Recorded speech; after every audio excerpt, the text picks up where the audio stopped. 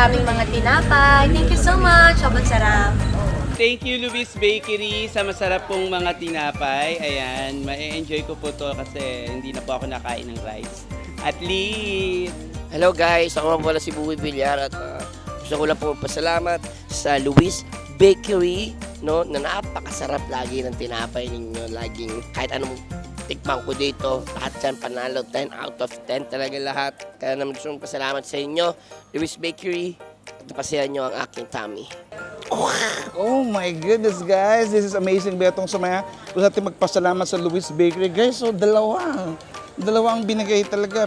Hi, Matt Lozano here. Grabe, gusto ko lang magpasalamat sa Luis Bakery. Grabe ito.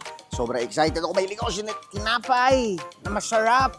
So ito, nandito ako ngayon sa bubblegum taping at ito ay magiging snacks ko for the rest of the day. Thank you, Luis Bakery!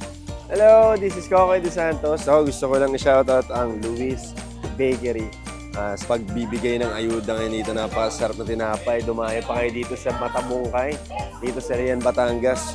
Maraming salamat. I'm very excited na matikman to ulit.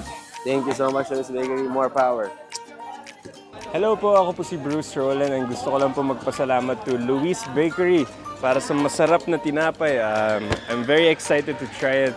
Oh, Luis Bakery, thank you so much. Thank you. At ang layo nitong Batangas, Patambongkay, ha? Tapos pumunta pa kayo dito at fresh na fresh ang mga tinapay, parang galing lutuan.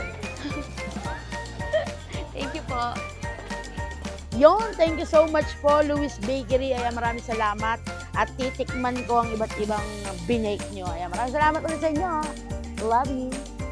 Hello, ako po si Cherry Solomon at excited na akong papakin at ubusin itong mga tinapay from Luis Bakery. Thank you so much. Luis Bakery. Ano, tara?